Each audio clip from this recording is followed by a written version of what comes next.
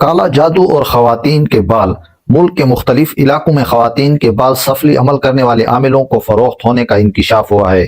پچھلے دنوں یہ بات معلوم ہوئی کہ کچھ علاقوں میں ایسے گروہ متحرک ہیں جو خواتین کے سر کے بال انتہائی مہنگے داموں خرید رہے ہیں، جبکہ کئی دیگر لوگوں نے ان گینگ سے وابستہ افراد کو کچرے کے ڈھیروں سے ایسے بال اکٹھے کرتے ہوئے دیکھا ہے جو خواتین کوڑے کی نظر کر دیتی ہیں۔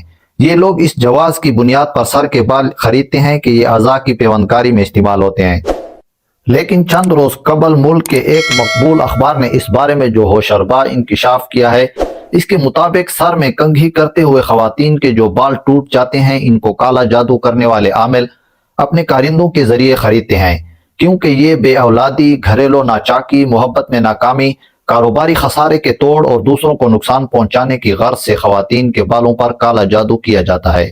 اس طرح بیوٹی پارلرز اور کباڑیوں کے ذریعے بالوں کی خرید و فروخت ایک منافع بخش کاروبار بن گیا ہے۔ جادو واقعات کو غیر فطری طور پر ظہور پذیر لانے کا ایک فن ہے، جبکہ کالا جادو ایک ایسا سفلی عمل ہے جو ارواح خبیثہ یا شیاطین کی استعانت اور ناجائز طریقے سے کسی کو نقصان پہنچانے کے لیے استعمال کیا جائے۔ سحر برحق ہے اور اس کے عجیب و غریب اثرات سحر زدہ شخص میں ظاہر ہوتے ہیں۔ کالے جادو سے متاثرہ شخص شدید تہمات میں گر جاتا ہے۔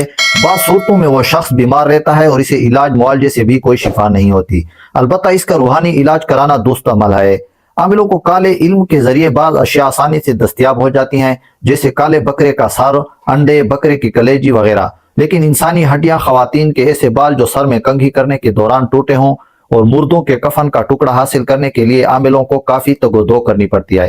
خواتین کے بال خریدنے کے لیے جہاں ان عاملوں کے کارندے بیوپاری موجود ہیں، وہیں انسانی ہڈیاں اور کفن کا ٹکڑا حاصل کرنے کے لیے قبرستان کے گورکنوں کی خدمات حاصل کی جاتی ہیں، جو تازہ دفن کی گئی لاشوں سے انسانی ہڈیاں اور کفن کا ٹکڑا منہ مانگی قیمت پر ان عاملوں کے ہاتھوں فروخت کرنے کے لیے دھندے میں ملوث ہو جاتے ہیں۔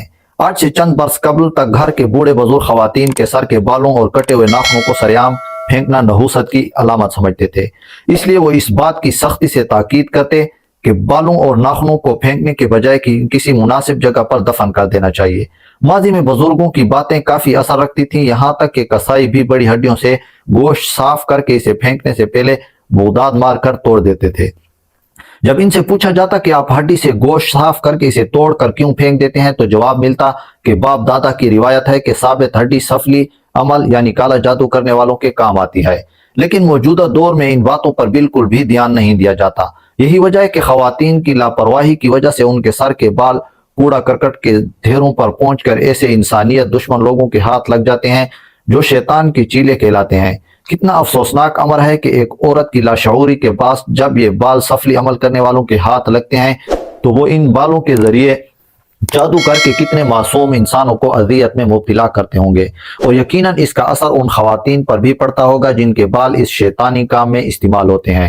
دین اسلام میں جادو کو حرام قرار دیا گیا ہے اور اسے سیکھنے اور سکھانے والا دونوں دوزخی ہیں، کیونکہ یہ بندے کو اللہ تعالیٰ اور اس کے رسول کے احکامات سے دور کرتا ہے۔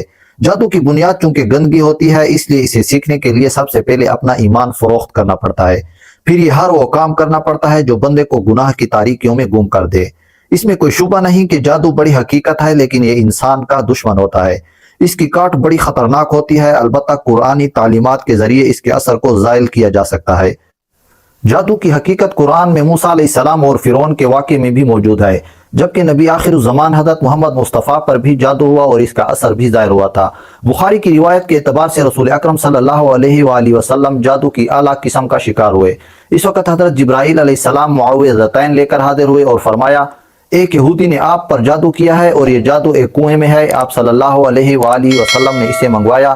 یہ ایک کنگھی کے دندانوں اور بالوں کے ساتھ ایک تانت کے اندر 11 گرہیں پڑی ہوئی تھی اور موم کا ایک پتلا تھا جس میں سوئیاں چبھی ہوئی تھیں۔ جبرائیل علیہ السلام کے بتانے کے مطابق آپ معوذتین پڑھتے جاتے تو گرہ کھلتی جاتی اور سوئیاں نکلتی جاتی۔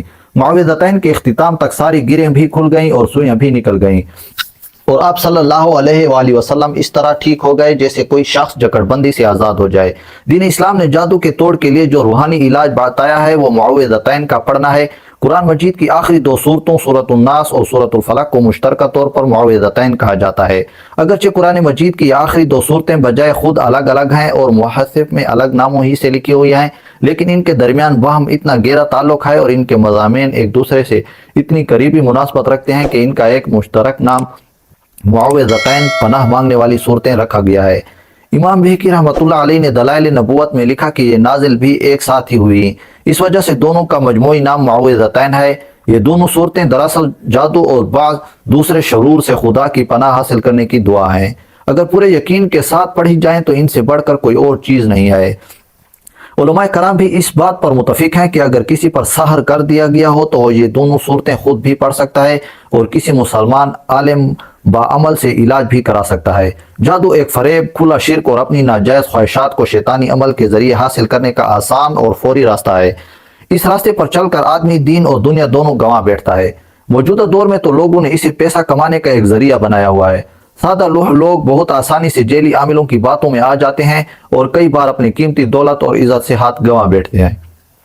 البتہ ایک بڑی تعداد میں کالے علم کے ماہر بھی موجود ہیں۔ یاد رہے کہ جادو کرنے والا اور جادو کروانے والا دونوں دائرہ اسلام سے خارج ہو جاتے ہیں۔ اللہ تعالیٰ مجھ گناہگار اور ناعاقبت اندیش سمیت ہر مسلمان عالم کو ان خرافات سے سدا اپنی پناہ میں رکھتے ہوئے تاحیات صراط المستقیم پر چلنے کی کامل توفیق عطا فرمائے۔ آمین ثم آمین یا رب العالمین۔